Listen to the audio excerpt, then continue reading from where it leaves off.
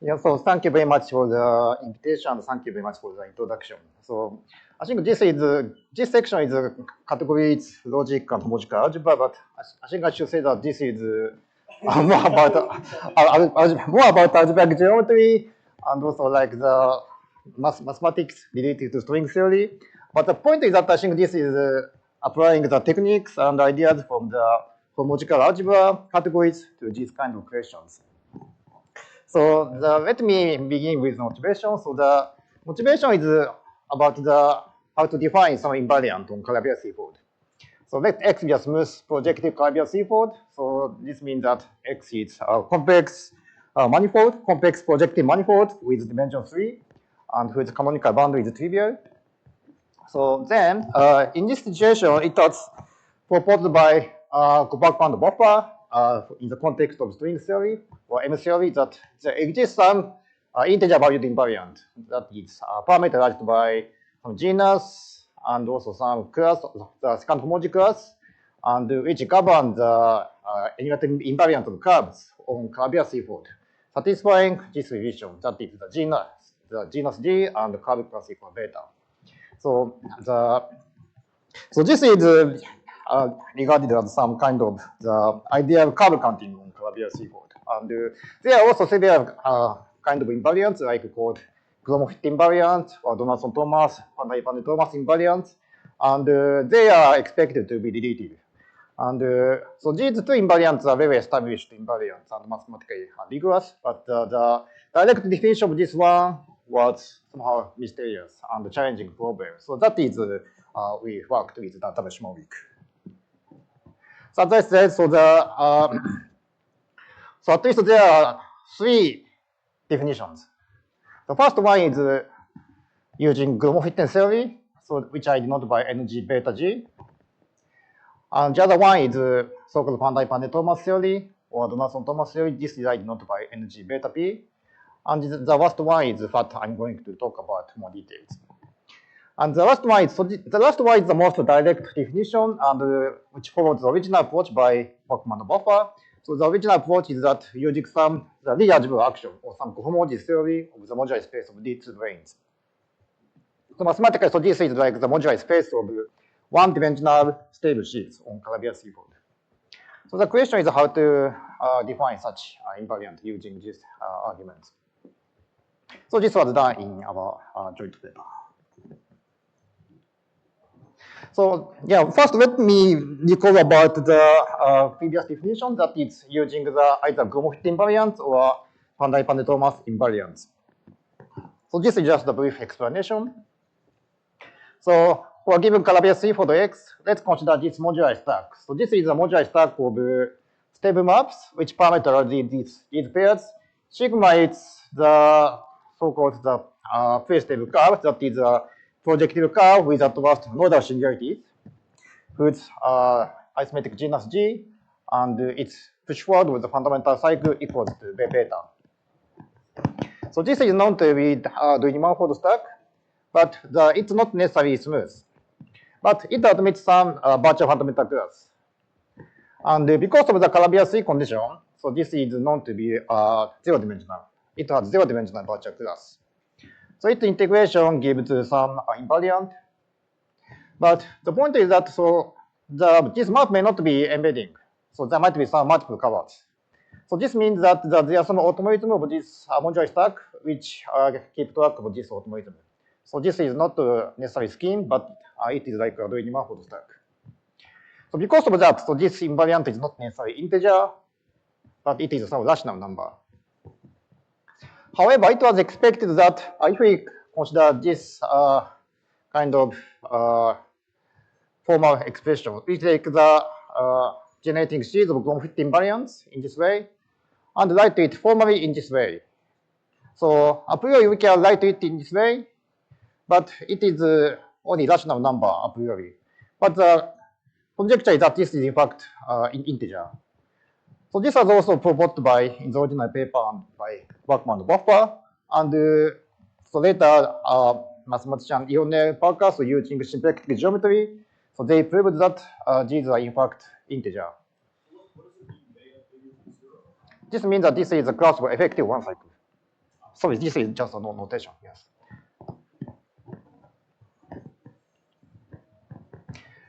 So this is another brief explanation about another definition using so-called Van-Thomas invariant.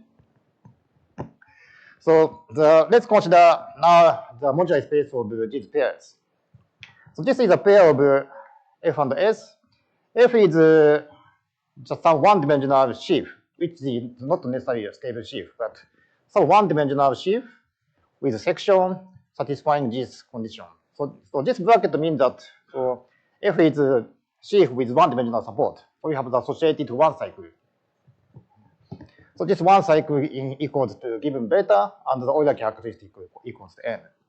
Another way to think about this is that this is just fixing a Chern character of this sheaf F. And then consider such a modular space. So this is similar to the modular space of closed subschemes of this Calabi-3 for the X, but this map may not be surjective. So in this sense, this is slightly different from the closed subscheme. But anyway, so we can consider such modular space. And the defined point from the Gromov-Witten theory is that, so this is now in fact a scheme, in fact projective scheme. And it also admits zero-dimensional partial fundamental class. So its integration is now integer valued invariant. However, so this seems to be quite ideal invariant because now this is integer, but still this is not ideal in the sense that there are some redundant contributions from some point, which I explain later. But anyway, so similarly we consider the generating sheets of this Van-Thomas invariant, and then take its log and then write it in this way. So now, contrary to the previous one, so it is clear that this is in fact integer.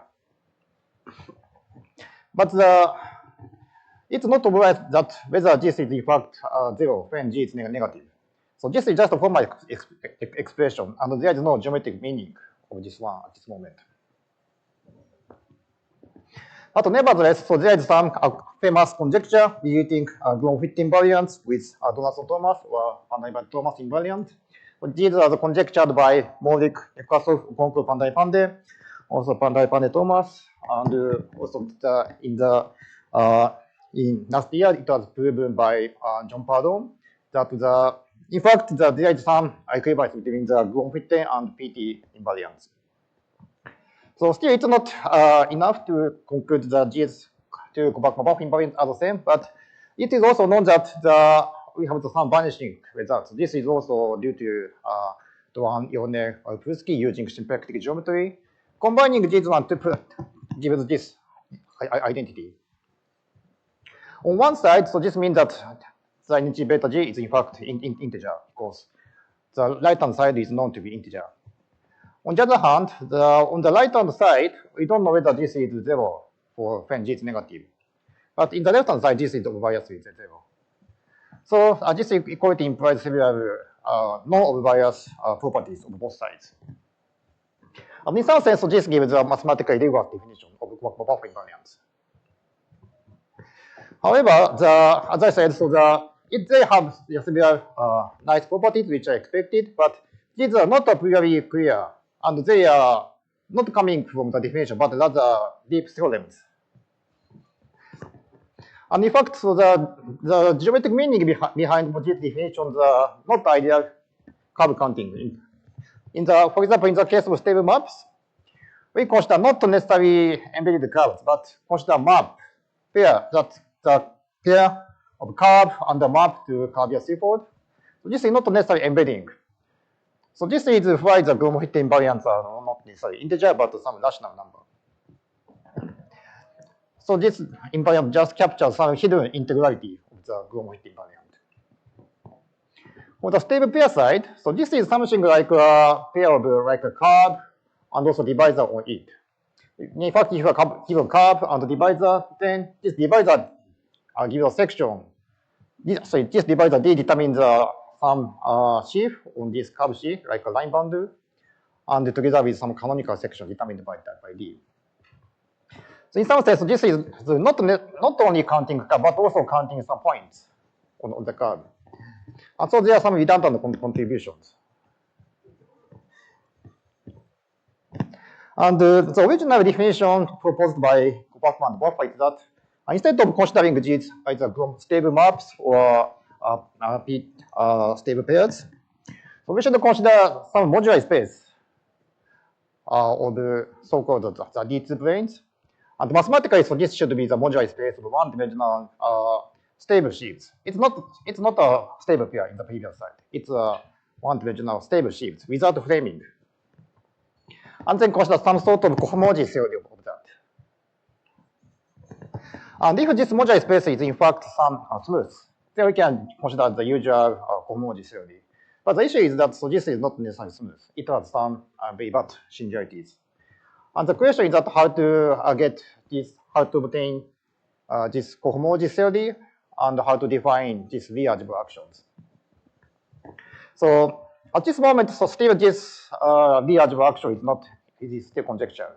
Our proposal is that without constructing this rearrangable action, we consider some sort of filtration of some cohomology theory using the so-called Donaldson-Thomas bus sheaves. So this idea is coming from some categorification of the Donaldson-Thomas invariant. So before explaining about this construction, let me also give some explanation about what are the modular space of stable sheaves. So okay, so let X be now again smooth projective curvature threefold and fix some ample divisor on it. So then this ample divisor gives some stability condition on the category of coherent sheaves. So classically it is called the G-Zka stable sheaves. So then we set the slope of this one-dimensional sheaves. So this is a ratio of the Euler characteristic quotient by this one. So this is like the degree of the underlying curve. This is like the rank of the underlying sheaf, and this is like the degree. So this is like the, let's say, for example, if f is in fact supported on some curve, this is in fact just the ratio of the rank and degree. And it is called semi-stable if we have this inequality with respect to this slope. So this is the similar to the classical notion of semi-stability for vector boundaries on curves. And then we can define this modular space, m beta chi h. So this is modular space of semi-stable sheaves with this Chern character. So then we can consider map from this modular space to the so-called Chern variety. So this is a modular space of sheaves. So this is something like a pair of like curves and also sheaf on it. So then by forgetting the sheaf of the underlying curve, we get this map. So this is the Chern variety which parameterizes the effective one cycles on this curve C for the X.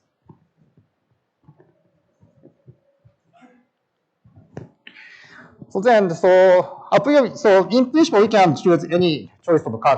Chi is some of the Euler characteristic of the underlying sheaf. But so I will go back to the arbitrary chi. But for the moment, let me just set chi for 1. And just write it m beta. So then this is the modular space of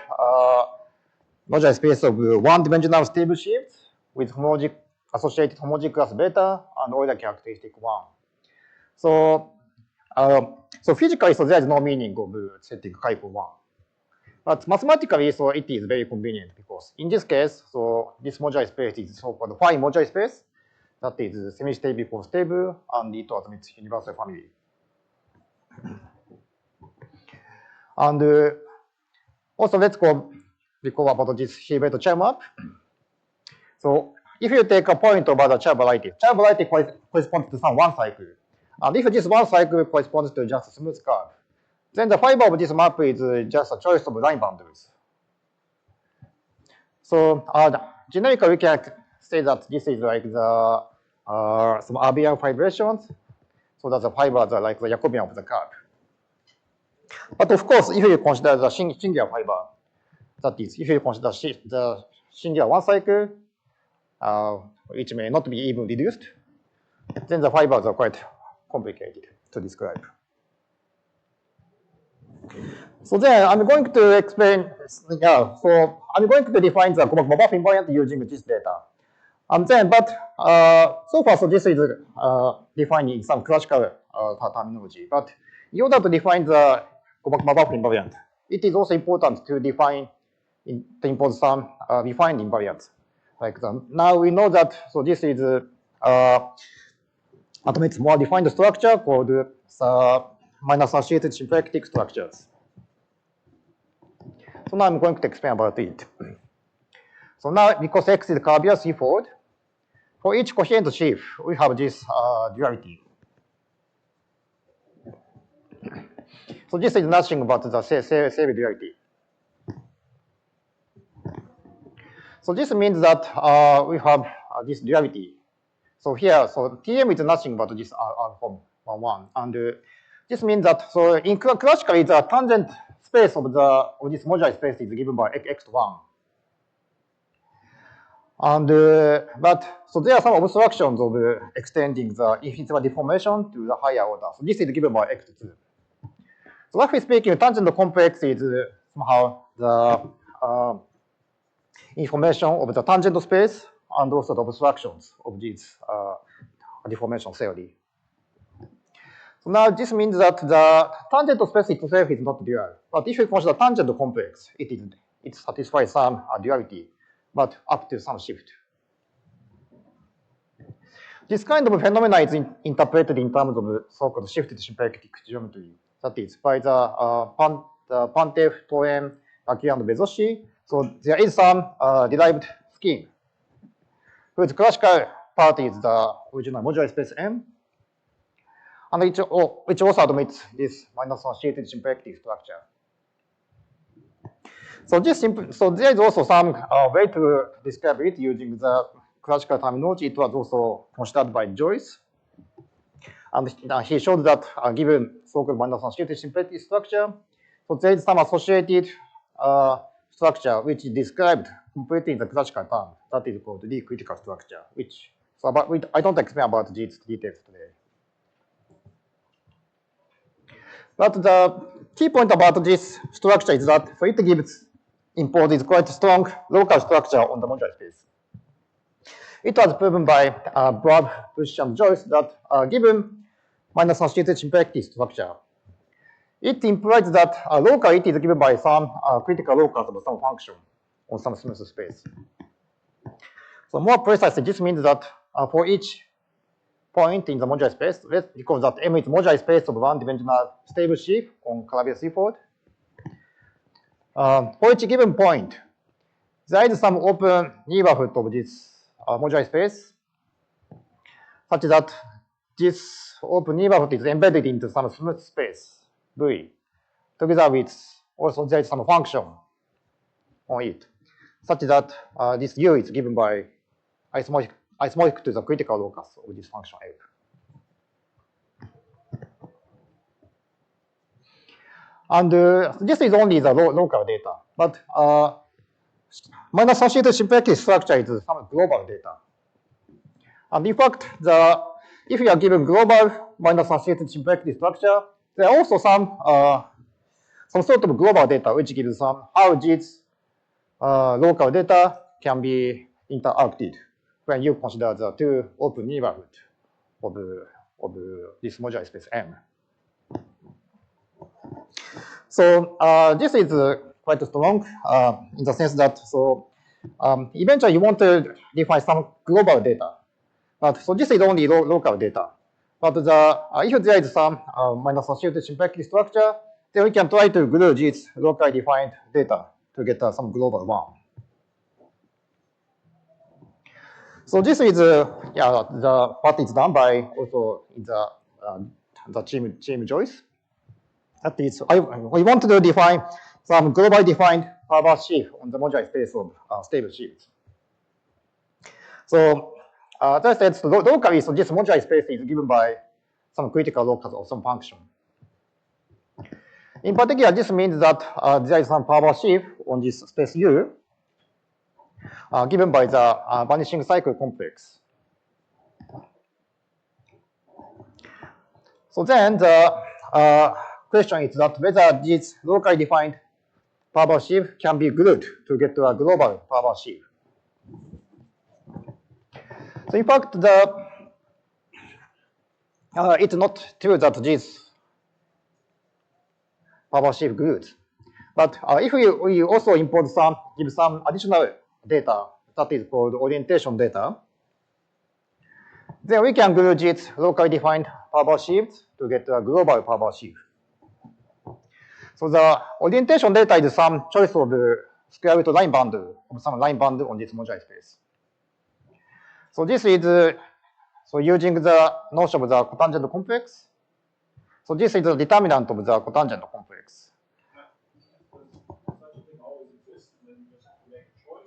Yes, in the case of the moduli space of stable sheaves, it is known that there is such a one. Yes.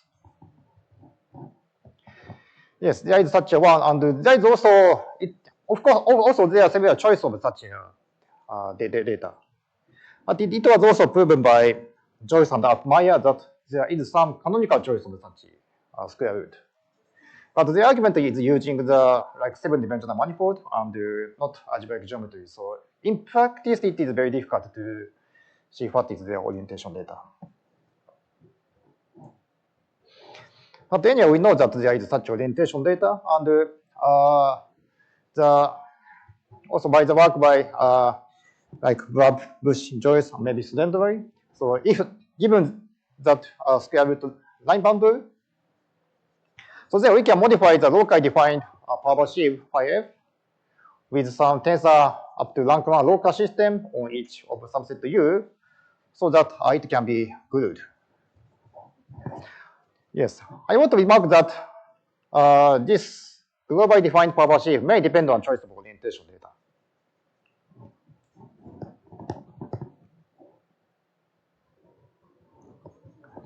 So then I'm going back to the definition of Gopakumar-Vafa invariant.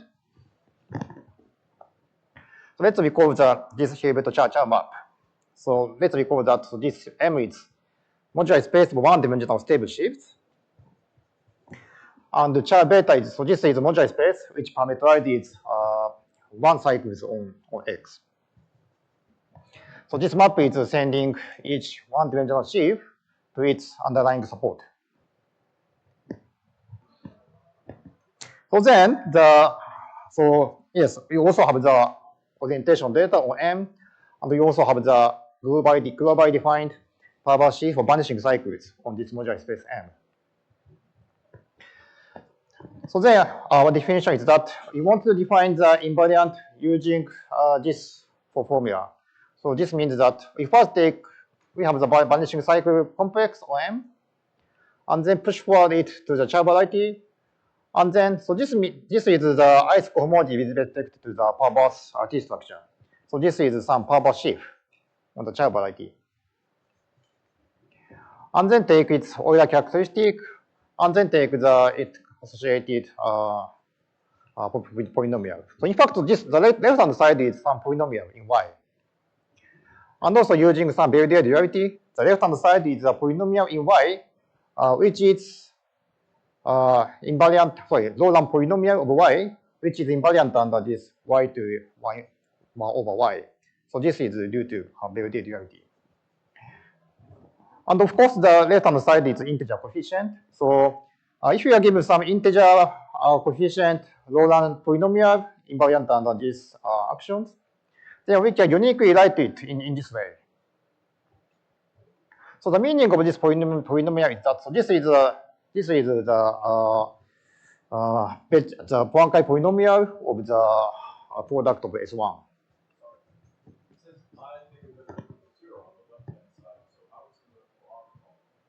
So if you take I to be sufficiently large, it becomes 0.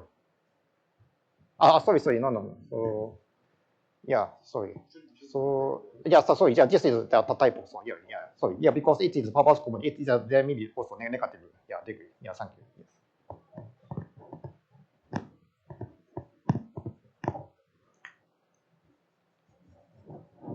Yes. Yeah, so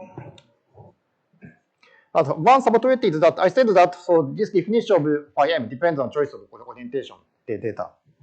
And so there are some subtlety of its definition. But when we were working on that, so there was no paper of the Joyce and Meyer. And so at that moment, we didn't know that whether there is a canonical choice of orientation.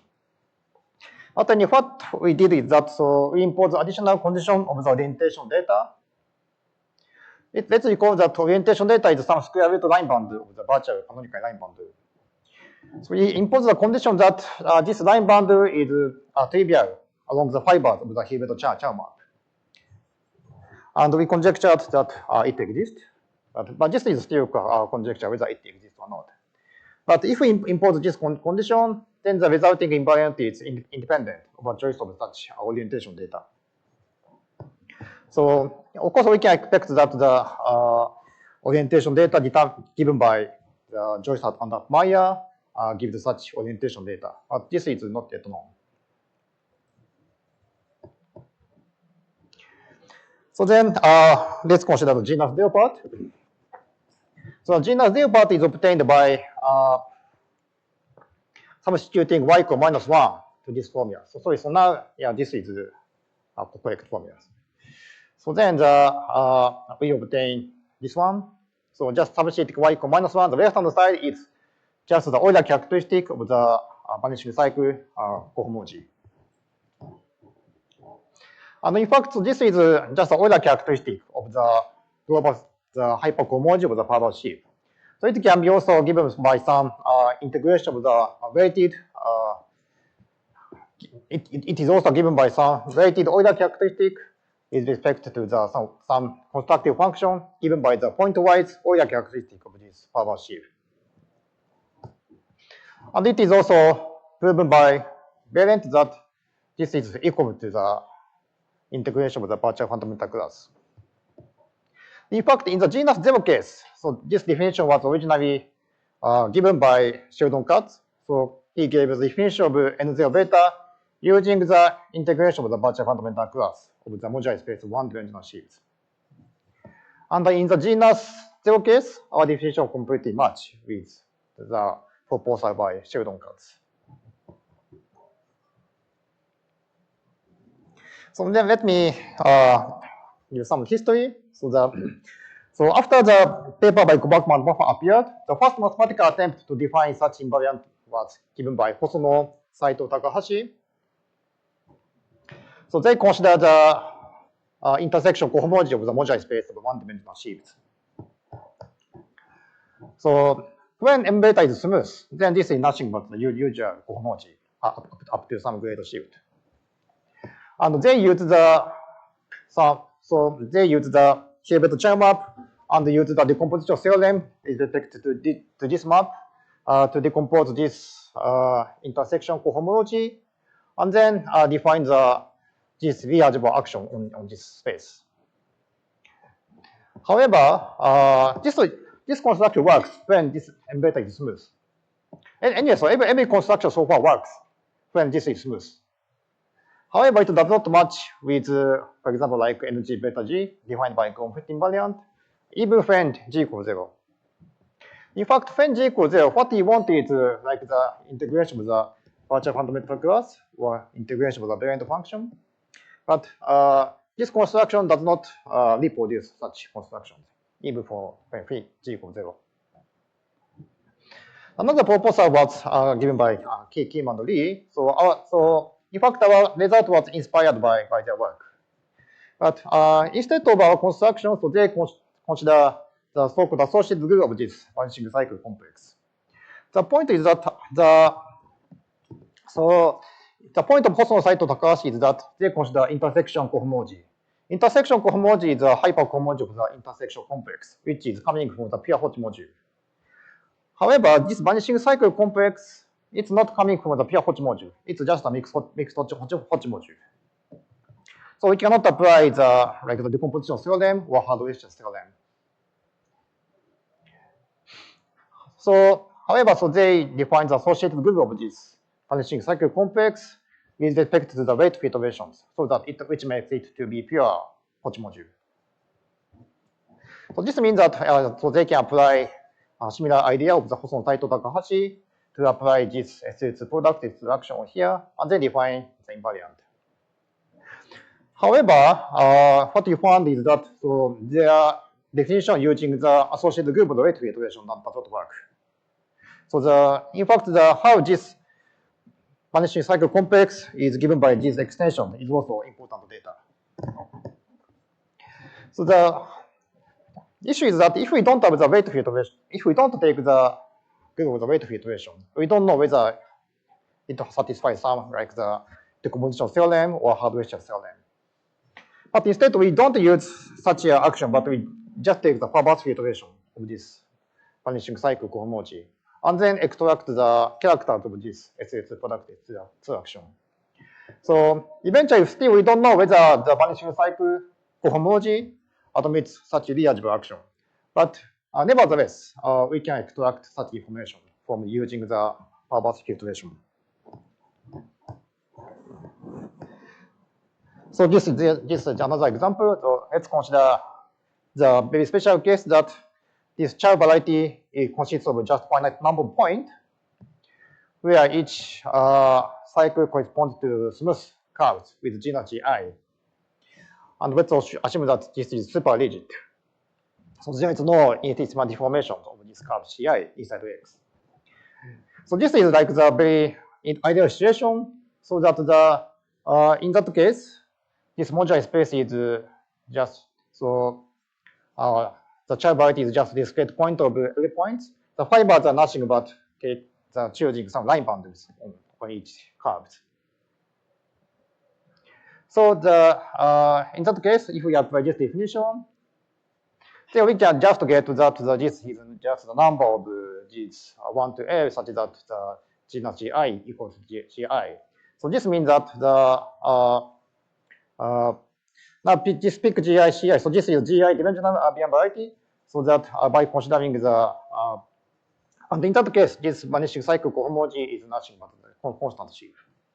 So so if I apply the previous definition, then it gives just a number of curves whose the genus is just G.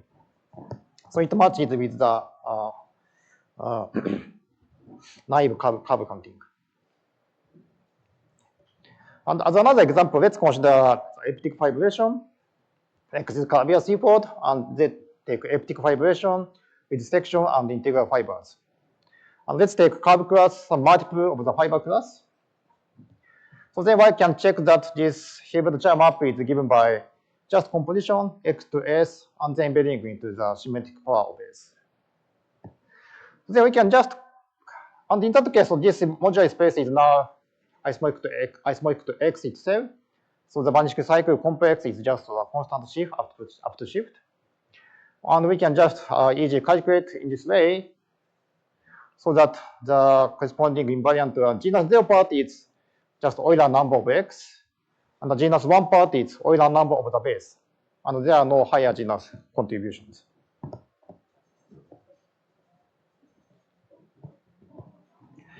So then, so using this definition of the Gopakumar-Vafa invariant using perverse sheaves, we can formulate the conjecture correspondence between Gromov-Fit invariants and Pit invariants. So let's recall that for Calabian seaford X, we have other definitions of these invariants from Gromov-Fit invariants or from Van der Thomas invariants. And we know that so these are the same. So yeah, this is a consequence of the big theorem, like the Gromov-Fit PT correspondence, and so on. And yeah, our conjecture is that so our definition of Gopakumar-Vafa invariants also coincide with these invariants. And in fact, this is also known to be true when genus 0. So this is also combining similar results.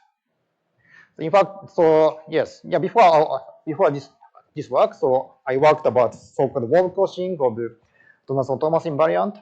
So in particular, so there is some wave crossing formula which describes the genetic sheet of Van der Thomas invariant in terms of some other invariant, and the wave crossing term is governed by the genus 0 Gopakumar-Vafa invariant. And using these techniques, we can show that these are in fact true for genus 0. But even for genus 0, so there is no direct check to show that these are in fact same. So these are a combination of several results, which also includes symplectic geometry. And for higher genus, this is a highly open questions.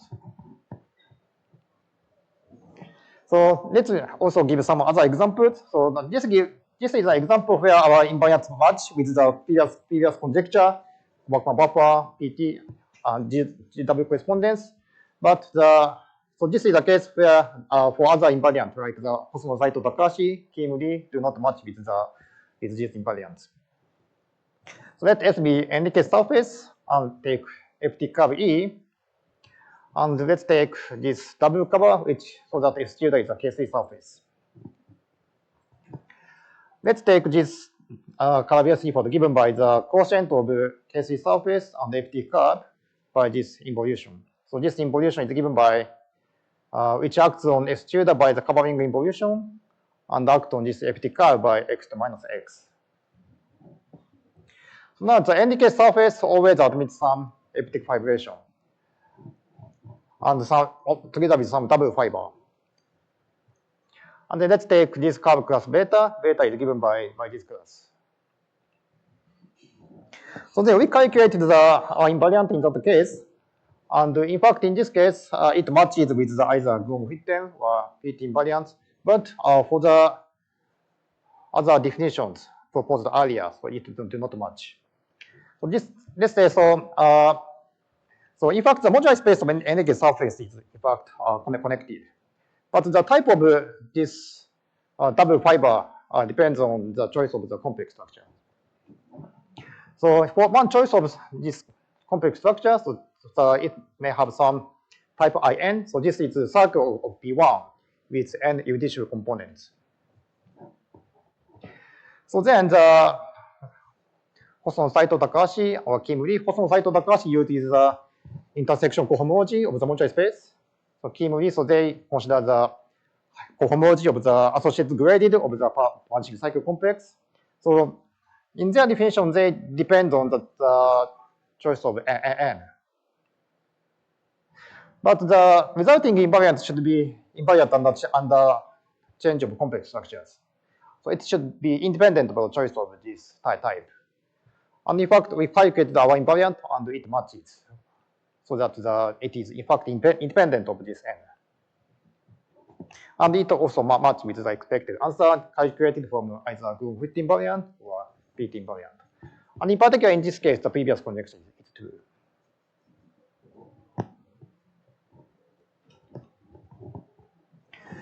Our next result is that we settled this conjecture in the case when the curvature C4 is so-called the local surface. So and the curve class is irreducible. So we say that the curve class is irreducible if it is not a sum of this form, where beta 1, beta 2 are some effective curve classes. So in that case, this conjecture relating our invariant and also PT, also GB invariant defined from PT invariant. So this is more easily described. This is just given in this formula. In fact, this is just a generalization of the classical formula, which relates the Euler characteristic of the symmetric power of the curve C, and also the Bethe number of the Jacobian of the curve. So this is a well-known formula that if you consider smooth projective curve C, and consider its Euler characteristic of the symmetric power, and then it takes generating sheets. Then you can delete these generating sheets, and also the Bethe polynomial of with Jacobian. So this, of course, the Jacobian is a G-dimensional Abian variety. So this is the product of just S1. So anyway, so they are related in this way. So this is regarded as the generalization of this formula. So, so in our work, so we proved that when S is smooth projective surface with trivial H1, and consider the total space of canonical line boundary on S. So then in this case, the PT-GB conjecture is true for irreducible curve class. So I repeat again that this is just this formula, that the generating series of PT invariant is given by the given in this way. So this is also the series of the Gopakumar-Vafa invariant.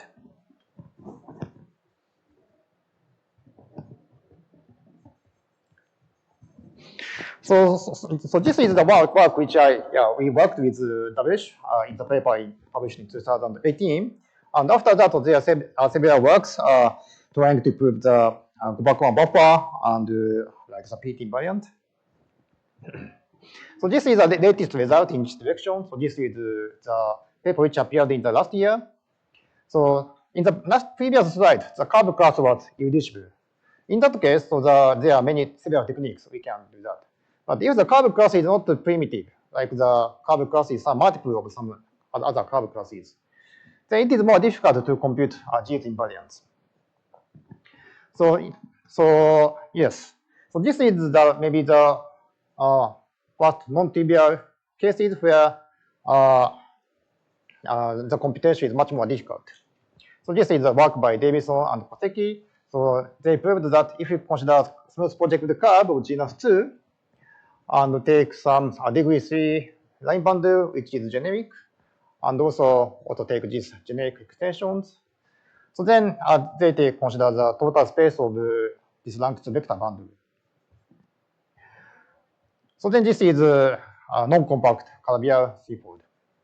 So the point is that if you take such a generic choice, so then although this is non-compact Calabian threefold, the modular space which defines Gopakumar-Vafa invariant is in fact compact. So that we can also consider its comparison with either Gromov invariant or PT invariant. And in that case, with some long calculation, they showed that this is quite a simple answer. And in fact, in this case, so this matches with either Gromov or PT invariant.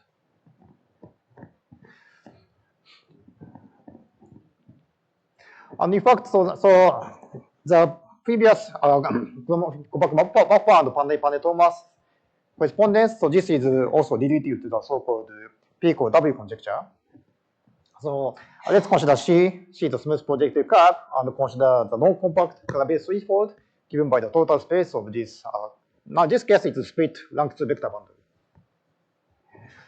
So then, now this modular space is isomorphic to the product of A1 with the Hitchin modular space of rank out stable X bundles. So rank out stable X bundle is coming from this factor. So in this case, so by the work of Chan, Gil-Konesk, and Pan, there is also some refined version of the Gopakumar-Vafa and PT conjecture, but this can be reduced to the P=W conjecture.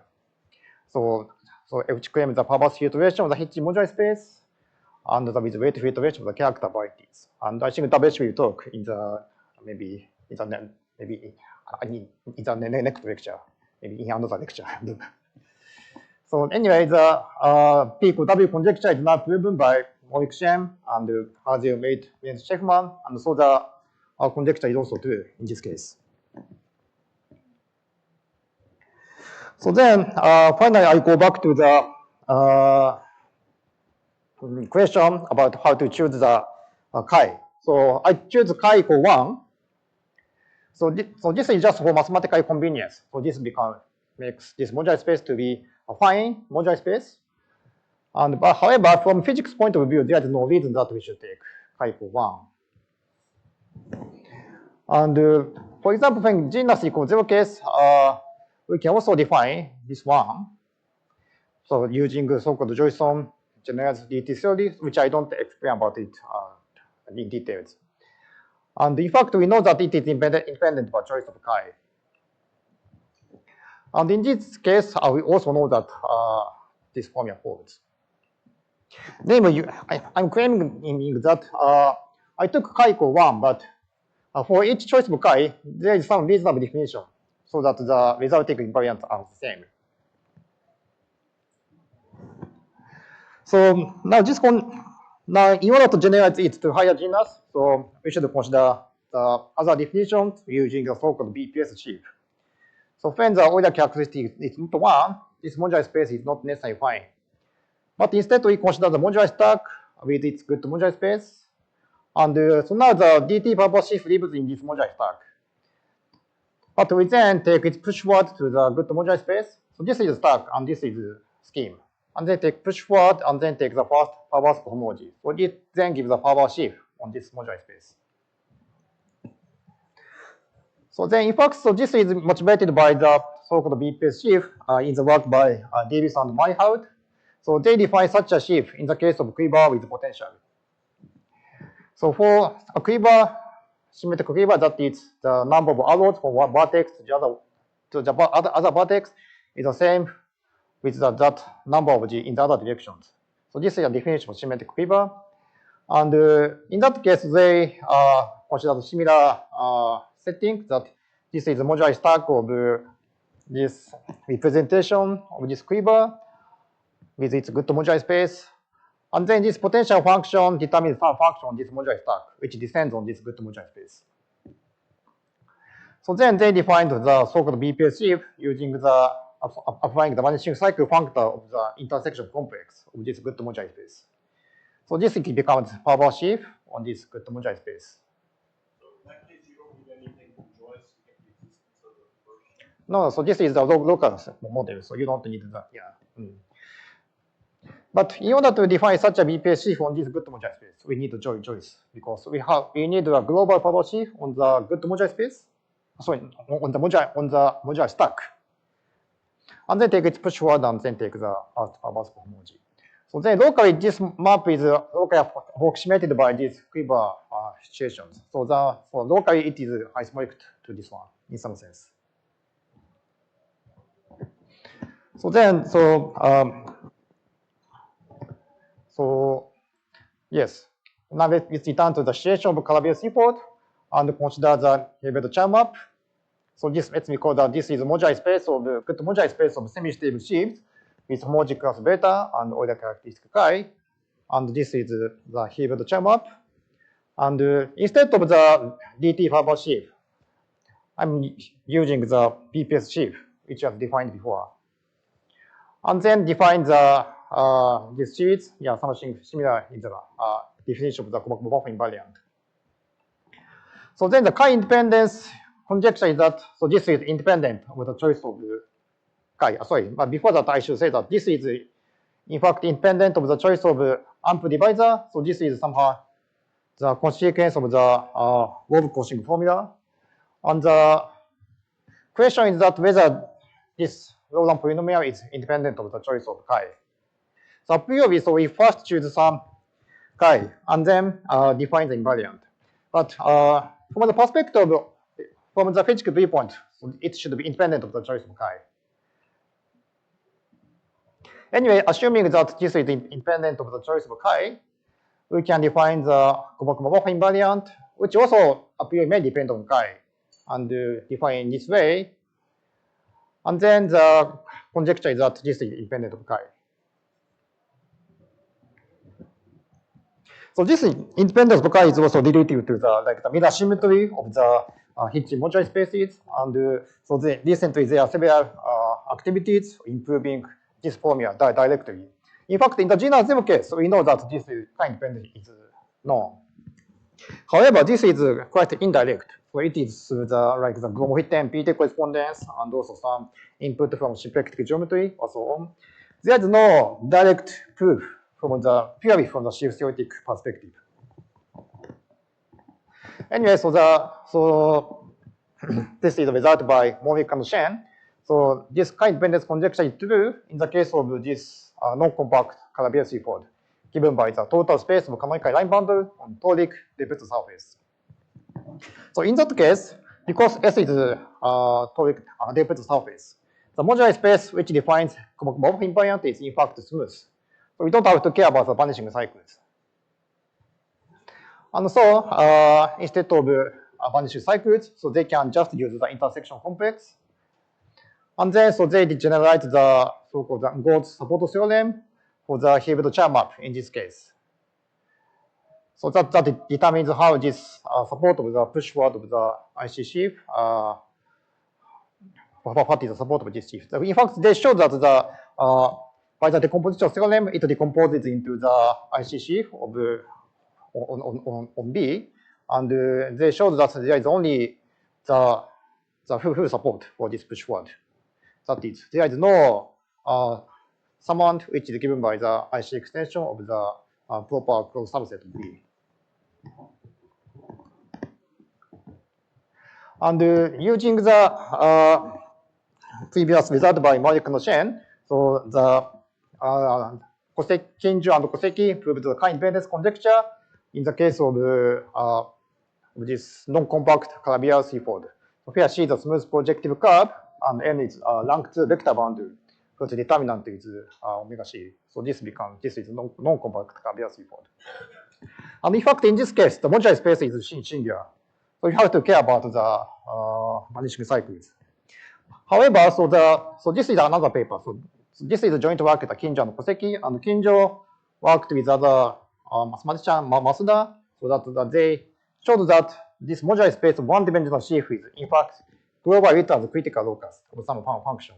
So I said about the gluing of the Flavor sheaf, but in this case we don't have to care about it because so this is not shown to be globally critical locus. And this is given by embedding the modular space embedded into some other modular space of stable sheaf on this surface. So they consider some total space of line bundles for sufficiently big degree, and then embed this modular space on this Calabian sheaf of X to the modular space of sheaves on this surface. So now the modular space of sheaves on this surface is smooth. And then they can find some potential function on it and show that its critical locus is isomorphic to this one.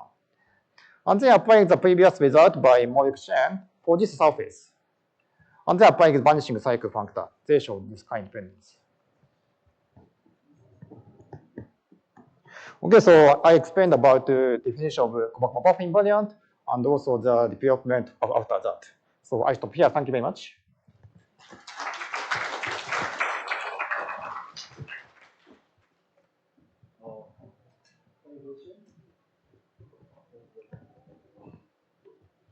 I think we can deal with each other too.